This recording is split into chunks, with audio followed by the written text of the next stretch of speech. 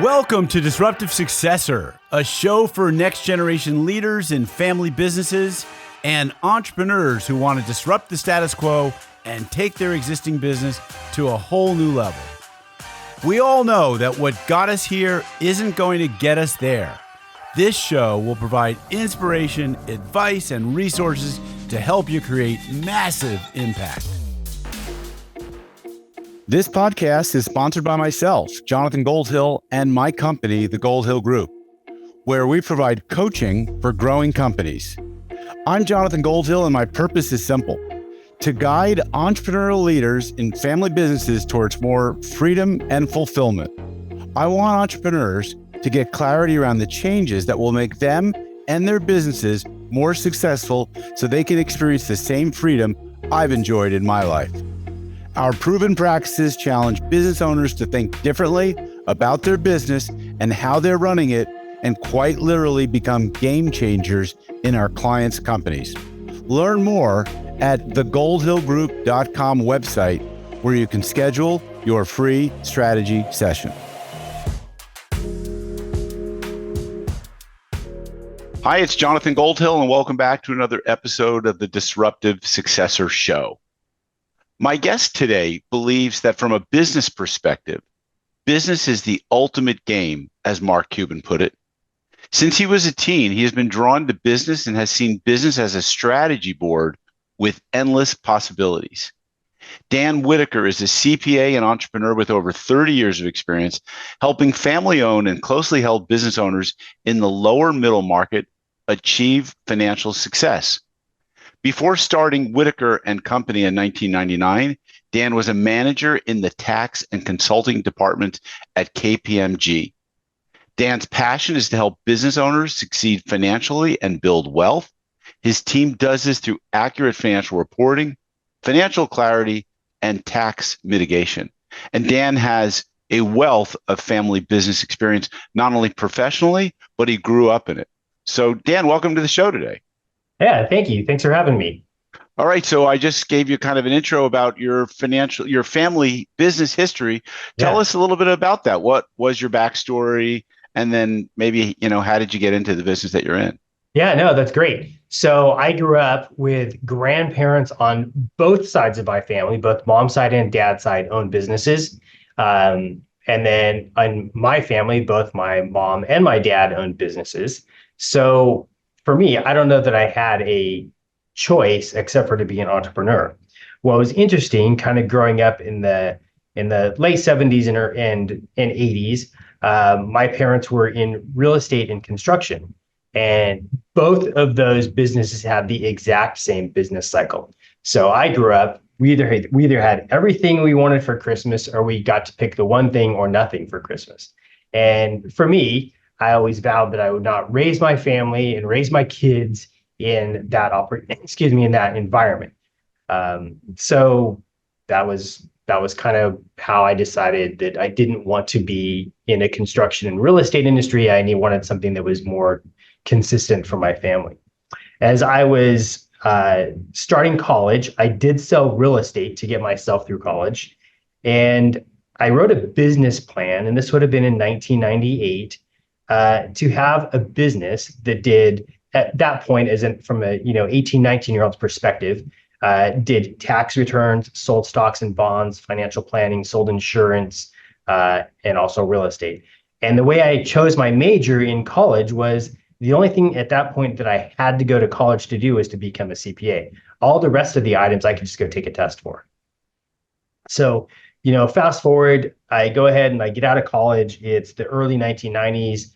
The economy's, kind of in a mess at that point, in a downturn. And I ended up going into a public accounting firm down in Orange County that was great. It was a ton of experience, but I was in the tax department and I really got all the special projects. So while I did learn and spend the majority of my time in the tax side, I also spent probably 40% of my time doing special projects, helping companies run better, do budgeting, do forecasting, key performance indicators, which was exciting for me because that was my passion. So I spent about 4 years there. Then I went to KPMG, spent another 4 years at KPMG, and I was in the tax consulting department and tax department for the beginning of my time there. And at KPMG, I really learned how to take tax strategies and implement those and layer strategies over a client's situation so they save a lot more in taxes. The thing at KPMG was I got to do that for Fortune 100 and for Fortune 500 companies. I didn't get to do that for what I would call our normal client, which is a business of 10 million to $100 million in revenue. But the same things applied there. So now kind of fast forwarding, it was 1999. My wife was 5 months pregnant, excuse me, with our first kid, our daughter. And at that point, I decided it was time to pull out the yellow pad of paper that I wrote my business plan on when I was 19 and go make that plan happen. So from that point, it was early 1999. I left KPMG and started a business, and we are now celebrating our 25th year in business. We work only with family-owned and very closely held businesses, and we've got 60 clients that are all very high touch. Amazing. And I neglected to say that you're based in Irvine, California. Oh, we're based in Seal Beach. Sorry, Seal Beach. Seal Beach. So are your clients mostly in Southern California, or are they spread across the country or Western states? Yeah, most of our clients are all Western states. We do have a couple of clients on the East Coast. Okay. But if I look at that, at that pool of 60, I would say 52 of them are all California. Okay. And many of those are multi-state businesses that do have offices across the US. Interesting. And do you usually have to partner with another CPA firm in those states to take care of certain, I guess there's nexus issues? We do not. We are able to handle state filing issues across all of the states. Great. All right. So interesting. You gave us a total look back, and now here you are, 50 something years old, with a son who was about the age that you were when you wrote that business plan, and he's in your business on a part-time basis doing marketing work. What do you think's going through his head these days? Does he know the whole story about your history and how you got started in this business, and have you shared that story with him? Yes, that's a story that I've shared with both my kids. Most of my clients know the story. That's something that I share openly about. What is going through his mind? Let's see, he's 20 years old. He just got engaged. I would say what I see him doing in his world is he's trying to be a step ahead of me all the way. And little parent advice. I don't know that that's important, or maybe a little, I don't know. Okay. I don't know that matters. I think he needs to be in his own plan. And he's interested in the business. I mean, from his perspective, he sees this as his maybe birthright, that he's going to take over the business. Yeah, I would say that. And I would also say that, from my perspective, and he and I have talked about this very candidly, like there's a long horizon before he would be ready for it. And it's something he needs to earn. And there's a lot of things that could happen between now and then, or he may get a few years into it and it not be what he wants to do. So from a family-owned business perspective, planning for that and not taking the position that, oh, he's going to be ready for it and it's what he wants. I can tell you, being a CPA in the business of working with family-owned businesses, so often the parents try to hand a business down to children and the children don't want it or aren't ready for it. And then it creates family dynamic issues. I've seen several cases where the adult kids didn't want the business, but didn't want to tell the parents that they didn't want the business. So we try to have open conversation about that. Super important. I don't ever inherit a client who has a child who hasn't told the parents they don't want to be in the business, but I do get the sons of bosses and daughters of bosses that need to be, let's say, leveled up in terms of their skills. and where those conversations and that handoff has to be facilitated. Um, and not the equity portion of it. I mean, that's usually the lawyer's job, but the responsibility and the control and the authority and the decision making and, you know, decisions around what types of investments we're going to make in technology and people and in growth and expansion. Yeah. So, um, so you described it offline to me with your son as a fun process working side by side Yeah. and see where it goes. Um, how much intentionality do you feel that you might need to put in place based on your own experience of working with your clients in terms of developing that like succession or learning development plan and roadmap? Do you think that is going to require a lot of intentionality? No, I think it requires a significant amount of intentionality to make it work right. Mm. And we are already starting at this point this summer. He's going to be hiring someone that he will be overseeing on the marketing side of our business with the intention. So he's going to college right now. He's also getting an accounting degree, but internally in our business, he's handling all of our marketing. So one of his roles this summer is going to be to hire somebody for him to oversee so that when he gets out of college in May of 2025, that he can go into accounting and tax and do a couple of rotations in there, and that marketing keeps going on its own. So intentionally trying to push him to grow and make himself obsolete so he can continue to learn new things. Great. That's a great path, and I'm sure you've learned a ton working with your clients. So I want to get into the nuts and bolts Yeah. of tax mitigation strategies and some of the areas that you think are really important for family businesses. But it's great to have this perspective. Mhm. And I think it'll be really helpful for listeners to understand if there's a type of business or an industry that you do a lot of your work in. So just to frame it into perspective, or if it's really across the board, it could be anything from A to Z. Yeah. So let's No, that's start great. let's start with that. Where are you finding So, yourself spending most of your time? What types of clients, or is it just across the board? so I would say the majority of our clients are, I would say they are all in real estate, but the majority of them are also manufacturers, distributors, or some level of high tech company. So that's really where we play. And like I said earlier, we only have 60 clients, and we have a team of 14 people here. So 60 clients, and all of them have, I would say, 5 to 8 entities. One has as many as 40 entities. So it's a lot of touch, right? I mean, these are Yeah. clients that require a lot of touch that are in multi states, transitioning businesses maybe down to their kids or down to the third generation. We have a couple of clients that are already in the fourth generation. So they're all high touch clients. From a tax perspective, we really look at our clients and try to help them reduce taxes along, like, I understand tax filings, that's compliance, right? And that's stuff we all have to do.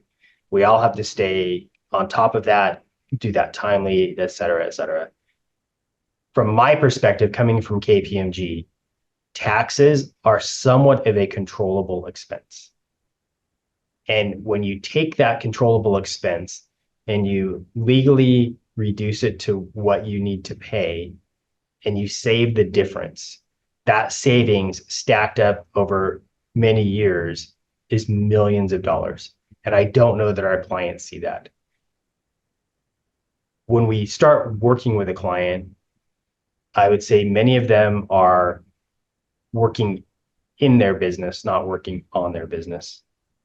And taxes are the last thing they think about only because they have to, or they have a controller or an accounting department that will handle taking care of that for them. But those controllers in those accounting departments are completely busy also running day-to-day operations. They don't have the capacity and haven't thought about it. And maybe they don't have the skill.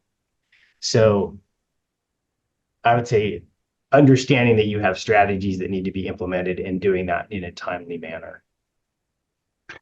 Yeah, I think it's really interesting, and I think that what you're saying completely tracks with my experience. Most clients are looking at taxes as an afterthought or an after event. They're not doing very much in the way of tax planning. Yeah. And so let's talk first about what is the mindset that an owner can take on to be more proactive in this area. And but let me also back up to understand the context here. You're saying that many of your clients have multiple entities, and Yeah. so and they all seem to own real estate as Yes. part of their portfolio. So each piece of real estate, I assume, is an entity, and then they've got trusts as well. Uh, And, or tell us a yes. little bit about, maybe get a Yeah. little more context on what, so we can paint a picture so a listener can say, yeah, that's me. That's my type of situation. Or no, that's not me. I don't have these entities. Let's understand that a little bit better. Yeah. So I would say the majority of our clients, they have an operating entity or a couple of operating entities, and they usually have one, two, or more pieces of real estate. Typically, their business is operated in real estate that they own. Okay. Uh, okay, so that would be the context, and then I would say all of our clients have a living trust. Many of them, we have helped them establish different kinds of trusts for estate planning. In addition to a living trust, we've done things like estate tax freezes to help them reduce their estate tax exposure. Um, or that would be gifting strategies. Also, on the sale of a business or the sale of an appreciated asset, we do a lot of planning around charitable remainder trusts. So that helps mitigate the tax, reduce the tax, defer it over a period of years. So I would say those are the kinds of things that we see our clients in on a consistent basis. Right. Okay. So it ranges from relatively simple to fairly complex. Yeah. And and so let's get to the mindset question. How do you get them into the mindset of thinking, huh, if I plan now, in a year and a half from now, my tax situation might be different because of what I've put in place. How do you get that? What kind of conversations do you have? What kind of things, what kind of seeds do you plant to get them thinking about it? So let's say you're in a manufacturing business and you're looking at your financial statements and you notice that your cost of sales, your COGS, is maybe out of whack. So your gross profit's starting to come down. And if you started tracking this on a monthly basis and you noticed over 6 months that, oh, our gross profit margin is off by 2 or 3%. If you're managing your business tightly, you're going to start digging into that and asking your accounting department and your operations manufacturing team, okay, why are we out of whack? And we need to get this back in check quickly. Hmm. Those conversations, I don't believe, happen on the tax side. Right. I mean, And yeah, that's management accounting, right? And that was like a whole different thing that I studied and was keenly interested in business school, because management accounting was like, hey, if we can increase 2 or 3 percentage points, that's going straight down to the bottom line. But now you're talking about financial or tax accounting. What yeah. so what are the types of questions that they need to be, or what are some common questions maybe that you ask your clients, get them thinking So about? one question I would ask is, do you control your tax expense like you control your operating expenses? And they don't, Of right? course not. It's an afterthought. Right. From from there, we start looking at different buckets of tax strategies that we can implement. And for us, there's a few strategies, but the first one would be, how do we income shift? How do we shift income to lower brackets? The next bucket would be, how do we expense shift and shift expenses to higher brackets? And then we would look at government bonuses, things the government gives us. There's plenty of tax code sections that allow us to take deductions or accelerate expenses, or take tax credits. And then last is from a planning perspective, is how do you create tax exempt income? So Okay. we really work within these four buckets, and then adding tax credits after that. But that's really where we work with our clients. to help them understand that there's 80 or more strategies in those buckets. And when we implement those strategies, we can layer those strategies over a client situation and save tens of thousands, and in many cases, hundreds of thousands of dollars Wow. Can you year take over us year. down some of those buckets in a little bit more depth so we can understand maybe an example, maybe a case study? Yeah. So let's see here. We have we have a client that they are actually not in manufacturing distribution, but highly into real estate. They own about 14 hotels, and we have them on a plan now that they're growing. And as they're growing, they're adding at least one new hotel a year, and we're able to accelerate their depreciation expense, Okay. and it will offset the income from almost all of their hotels. That makes So sense. so that strategy would be cost segregation. We do what's called a cost segregation study, and the tax code allows us to accelerate the depreciation on certain parts of the buildings that they're buying. And I mean, we are saving hundreds of thousands of dollars a year as they are growing their business. So that tax savings allows them to invest more and create more wealth. And that's just certain parts of the building you're saying, not the Yeah. whole building. Not the whole building. Yeah. So there's and this is diving a little deep in just one strategy, but it's Sure. it's it's very relevant because it's relevant to all of our clients, whether they're in manufacturing or any other space where they're buying or improving buildings.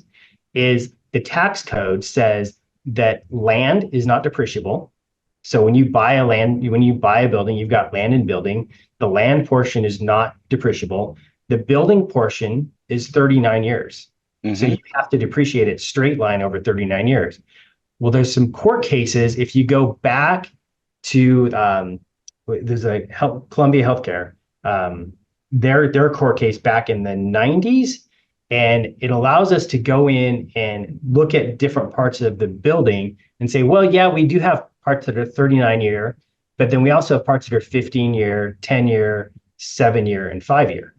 And the tax code says if there's anything that's 5, 7, 10, or 15, we can depreciate all of those. We can accelerate the depreciation on those.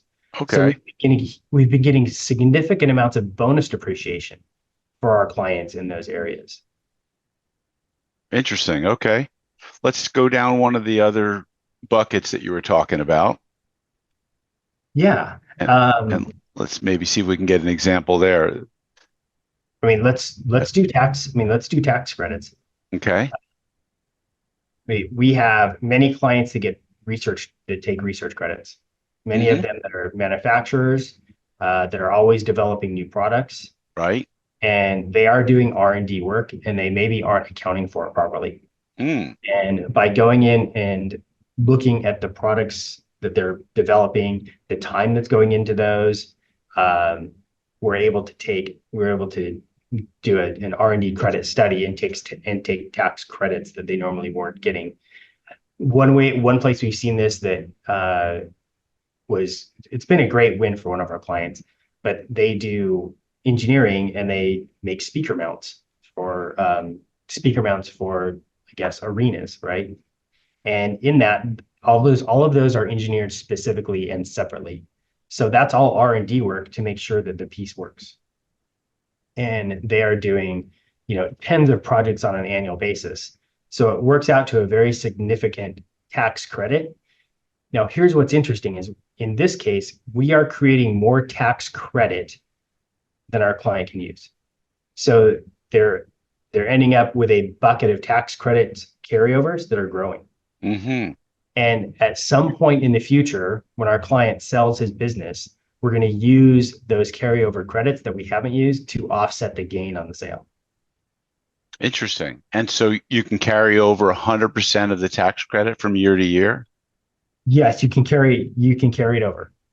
Yes. That's amazing. So if we're creating a credit and let's say we're using 60 or 70% Hmm. to offset current tax liability, that other 30 or 40% we're carrying over, knowing we're going to get to use it in the future to offset a gain on sale.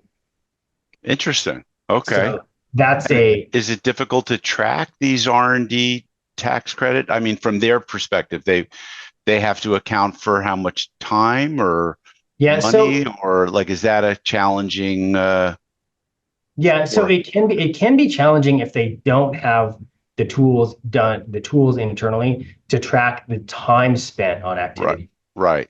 right? So in this case, it did take the client a couple of years to get a good system in place to be able to track the time that the employees are spending on these projects. Hmm.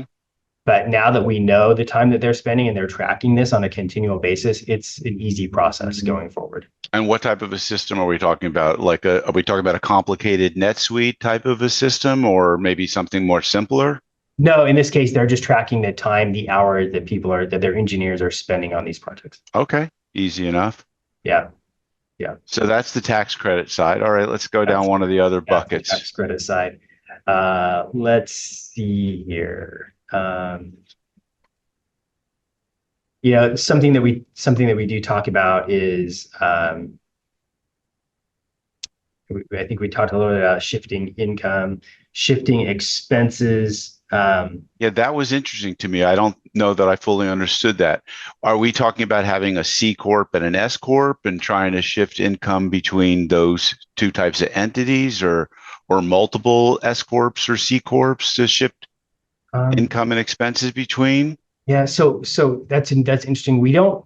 It's kind of hard to shift between pass-through entities Okay, because those typically have the same owners and they typically have the same year. So right, if you owned S Corp A and S Corp B and it was correct. the same ownership, we're really just we're not doing much. Um, if you do have a C Corp, what's interesting on the C Corp side right now is that the C Corp tax rate is only 21%. Hmm. And I can tell you historically, going back to my beginning in this industry in the early 1990s up until 2017, the federal tax rate on a C corp was 35%. So now that it's 21%, it takes a little bit more analysis to determine is a C corp or an S corp the best path, or an LLC, right? Throw the LLC into the pass through entities. So you got your S corps and your LLCs and your partnerships. Uh, so anyway, you can pass between C corps and S corps. I think what I would really be looking at, or maybe a better example, is whether or not the C corp is the best place for you to be operating your business versus the S corp. Right. So if you have a C corp, and C corps are taxed twice, as if you're an owner of a C corp and you take money out, it's going to be taxed twice. So you're going to pay your 21% federal, your state tax in California is 8.84. So just call that 9%. So in California, if you're a C corp, you're paying 30%. If you take the money out as a dividend, you're going to pay tax as an individual on the dividend, which is going to be taxed at your California rate, call it 10%, and then another 24%, 20% plus 3.8. So call it 24% California or federal. So you get hit with the double tax, and that's very painful as a C Corp. There are places where the C Corp does make sense. Maybe you need to be a C Corp from a business perspective. We recently had a client that's in engineering firm, and they take government contracts, and they need to be a C Corp for the perspective of winning the government contracts. So That's interesting. they're going to go ahead and take the hit and be the C Corp. Um, so that is a very interesting. It was not what we planned, but once we dug into it and we understood their concerns, we understood why it made sense for them. It's interesting that the government would require a C corp. Are these small business innovation research grant type, or something else, something similar? Now, construction engineering, Construction engineering. And there. and minority-owned business.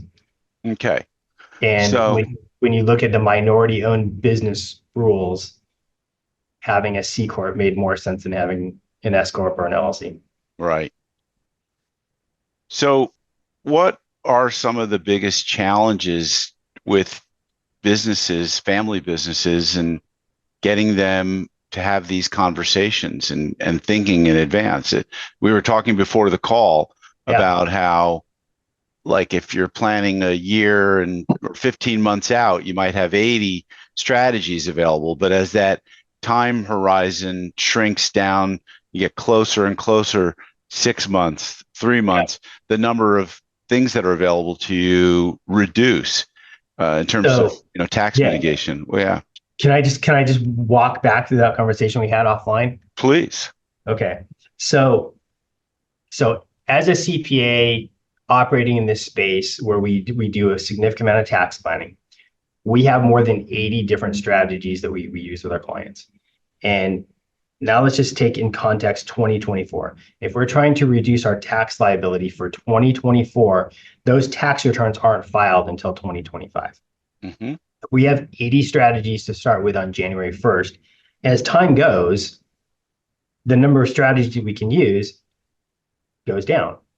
It's very simple. There's many strategies that we need to have in place for the entire year or a portion of the year to get the biggest benefit out of it. So when we go from January 1st, 2024 to December 31st of 2024, our number of credits has gone from 80 probably down to 10. And Wow. there's not, and right, wow is right. There's not a lot left. And that doesn't mean that those 10 that are available apply to your business situation. That just Right. means that just means we've gone through 70 of these because you let the clock tick. Now we get to January 1st, and between January 1st of 2025 and call it March, April of next year when your tax returns need to be filed or extended, it's going to go from five down to, I'm sorry, from 10 down to two. And then if you extend between extension deadline between March, April, and October, it's going to go down to two. It's really going to be, can you pre-fund some pension contributions that you already had in place? Like the number of strategies goes way down. So we need to start planning now for what's going to happen next year. And what I would say clients don't do, and most business owners don't do, is they think, oh, well, we have until the end of the year to get something in place. We have until the end of the year to worry about this. We're just going to buy new equipment, and we're going to do that in December. From my perspective, buying new equipment for a tax deduction may or may not be a good idea. If it's equipment you are going to buy anyway, then it's probably a good idea. But let's not spend money on equipment and on purchases that we don't need just for the sake of saving income taxes. So we really need to plan now to get the most benefit for the year. And are these 80 strategies you talk about, are these just corporate strategies No, or are these a mix of personal and corporate? these are a mix of personal and corporate. Makes sense. Yeah. What is maybe the most popular, most common, frequently used strategy that you find is like, do you have a silver bullet that almost most of your clients or many of your clients can and should take advantage of? No, I don't. I would say there are no silver bullets. Okay. I would say I would say it's more of a shotgun approach isn't the best term. Um, if your if your tax rate, and this is something we looked at on multinational corporations when I was at KPMG. If a company had a 35% tax rate overall, being able to shave 5 points or 8 points off of it was good, right? So that's not a Yeah. silver bullet, but Right. but you saved significant money. From my perspective, in a family-owned, closely held business, if your effective tax rate is 35% and we can shave off 5 or 10 points, that's great. Is there a case where we can get to zero one year? Maybe. Right. But can we get to zero every year? My answer to that is going to be no. But it's going to be a consistent, can we get 5 points, 8 points, maybe 10, 12 in certain years off of it? Absolutely. As far as silver bullets, I would say cost segregation studies in years that our clients are buying buildings, that would be one of those silver bullets. Yes. But it's not something that happens every year, Right. right? Unless you have a plan to grow. Tax credits, like R&D credits, that's going to be something that you kind of chip away at it as you go. Um, Also looking at funding your retirement accounts and funding those properly and maxing those retirement accounts out. That makes a lot of sense, right? So that's not going to be a silver bullet, but that's going to be just one more strategy in the layer. Another thing that we've seen clients take advantage of significantly are 1031 exchanges or tax-free exchanges when they're selling real estate. So that can be maybe not a silver bullet, but close to a silver bullet in the year that they're selling. Interesting side note, as an example of a strategy that a client used this last year, he owned rental real estate personally, and he didn't want to do a 1031 exchange. So he said, okay, I'm going to pay the tax on the gain, but also in my business, we own an airplane and we're buying a new airplane. So we're going to use the loss, the accelerated depreciation on the new airplane to offset the gain on the real estate that he owned personally. Mm. So it's kind of a layering of strategies, right? Yeah, interesting. Almost sounds complicated, but it just is looking at two different assets and Yeah, the taxing on the two different assets. yeah, yeah. So it didn't sound like your business plan when you put together at 19 that all of it came to fruition. I'm guessing you're not in the insurance or the money management business. However, Nope, nope. you have clearly pointed out that if you can save a dollar or 100,000 or Yeah, whatever, that invested and compounded over time can build a significant amount of wealth. it And can. so your job as an accountant is not just saving people money, but is compounding, is showing them the value of like compounding that over time and how that can build multi-generational wealth. That is absolutely the case. If you can save 50 or $100,000 a year, year over year over year, that that ends up being significant increases to your net worth. Yep. And besides from the ever-changing estate tax, Mhm. uh, what threats, if any, do you see to any of these strategies, or to family businesses in general? Um, I think the looking at what I know, through my 30 plus years of experience, I think there's a threat right now with the IRS. They've hired a lot of new employees. They're stepping up their audit enforcement. However, they are going about certain areas that they believe is risky, and they seem to be very slow moving. But I think it's something we need to be watching. We also need to be considering how Congress is moving to take care of small business owners. So there's currently a bill that passed the House late January, early February, that's going to give better preference to research and development tax credits, and also give better preference to families, some tax savings for families. And that passed the House. I believe it was like 350 to 70, so very like passed very strongly.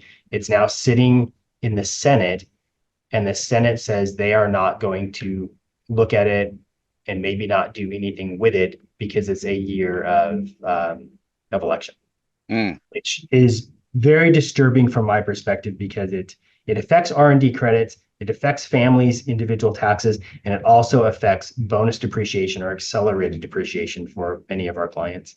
And they're just trying to go back and reinstate laws that changed pre 2017, and they can't seem to take care of that. So from my perspective, that is a threat. and let's talk about, maybe close this out with the estate tax, because Yeah. obviously that's scheduled to sunset. Is it the end of 2025? The end of 2025. So Right.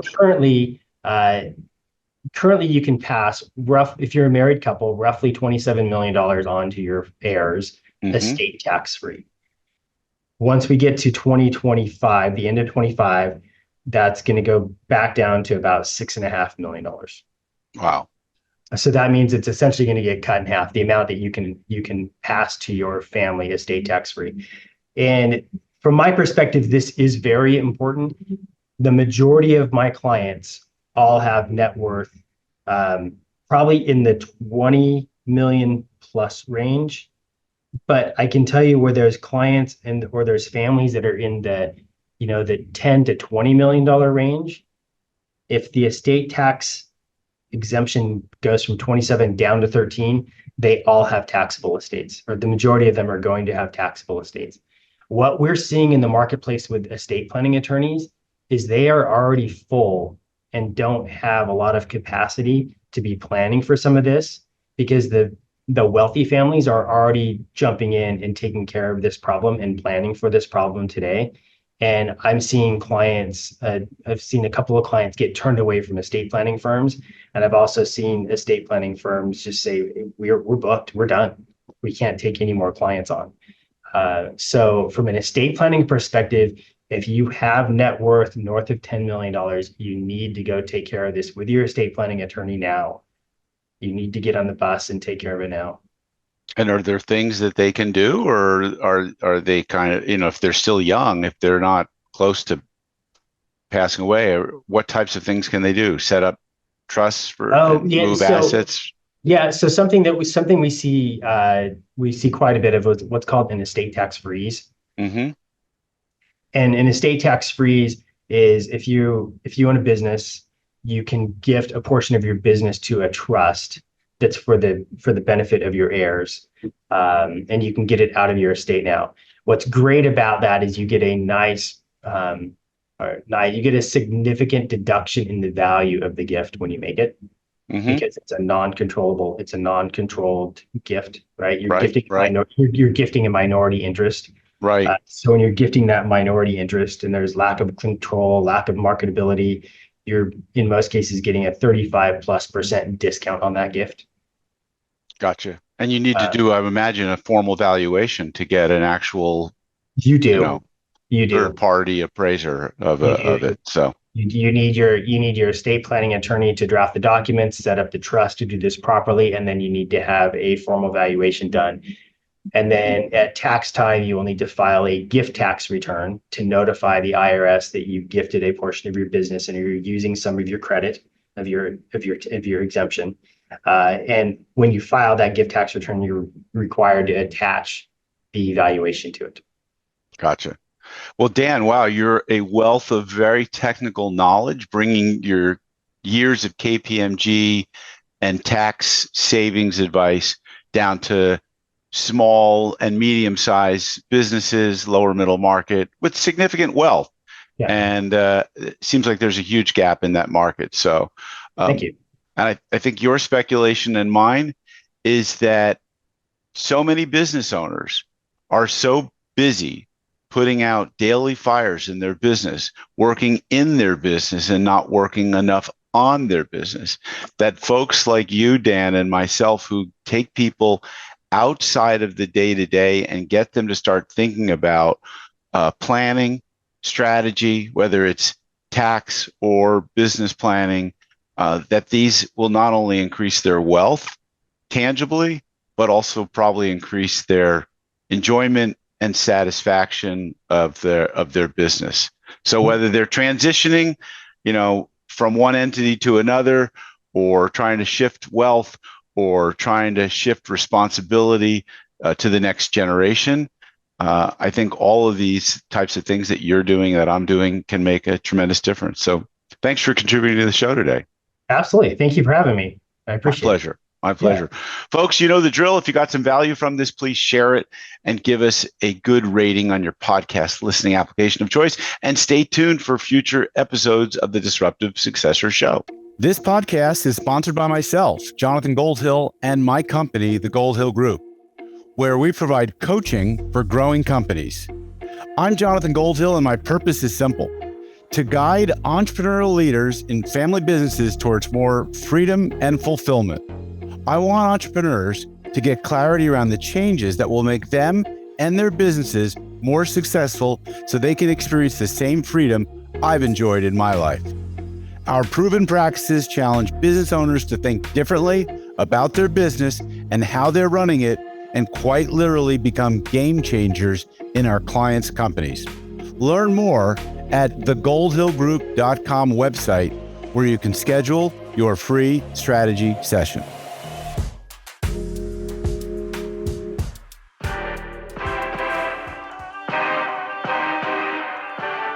Thank you for joining us on the Disruptive Successor Podcast. If you enjoyed today's episode, please subscribe, review, and share with a friend who would benefit from the message. If you're interested in picking up a copy of my book, Disruptive Successor, go to disruptivesuccessor.com.